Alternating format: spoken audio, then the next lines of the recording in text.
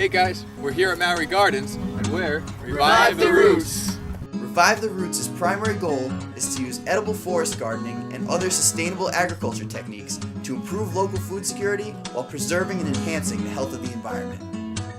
The two greatest challenges to the future sustainability of humans and the earth are dangerous economic and agricultural dependency on fossil fuels and the continued degradation of the health of the planet.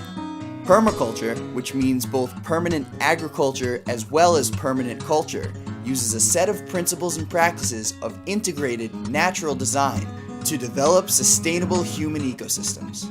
Revive the Roots has begun a project to design and plant an edible forest garden for Smithfield High School.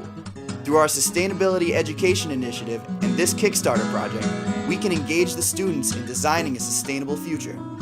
In spring of 2011, the Maori farm and estate in our hometown of Smithfield, Rhode Island, was donated to the Smithfield Land Trust. After pitching an extensive proposal, Revive the Roots was leased the 16 acres of farmland, which we have now named Maori Gardens. In our first season, Revive the Roots sold over $1,000 in organic fruit and vegetables and spread our ideology by welcoming the community to garden with us.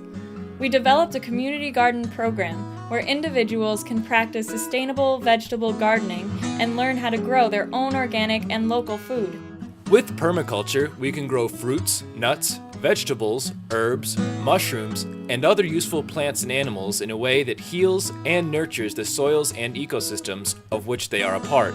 The most economically sustainable way to ensure conservation of an ecosystem is to design it to be more valuable to humanity's standing than it is cut down. You can work with nature instead of against it to create beautiful food forests designed to have high yields, generate their own fertility, and be largely self-maintaining.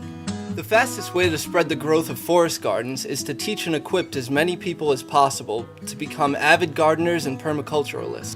To try to get students to be part of the environment, you actually have to embroil them in it. So permaculture, which is this new science, is going to teach everyone on the planet that you can make a sustainable environment. You don't have to use up our children's resources. Food production, the ability to feed yourself, relationship between humans and nature, human beings and their environment, the beauty of nature, the sustainability. I'll use it. I'm excited that the administration has taken to this so enthusiastically. Very excited to start this partnership with Revive the Roots. I'm not sure that our students are really aware of where their food comes from. This initiative and this process is definitely going to bring more awareness to those issues. There are always students that are eager to say, what can I do to make a difference? The fact that young people can do it too and we can get involved and there can be hands-on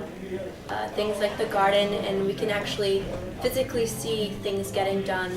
Giving them a stake in what they're doing, letting them feel like they're making a difference. The lesson that you can make a difference, that you can add your part to the world, that's a lesson that we as teachers have a hard time. What do we have to show them? We can show them this. We can show them kids that are actually doing it. I'm Matt Laveau, student at Smithfield High School, and I approve Revive the Roots. I think the most exciting and interesting part of this whole project is to raise awareness from an early age about sustainable environments and recreating sustainable habitats.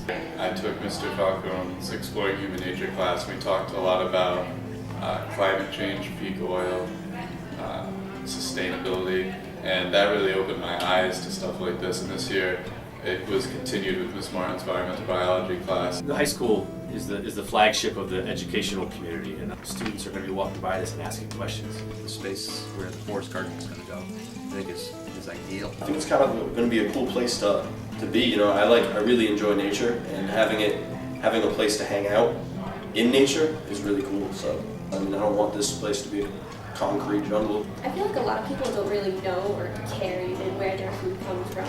I think this project will bring light to that and make our school like green in all different areas. But I think this project is a great example of one crazy little idea that's magnified into a pretty sizable community project. See the whole evolution. They'll see how these things take time and how it's worth it. When you donate money or when you are part of something like this, you have to either believe in the people who are part of the cause or the cause. And in this situation, I feel like it's good to believe in both. I know these guys. They finish what they start. What's happening at Revive the Roots can impact everybody's life. It's more than just Revive the Roots. It's a movement.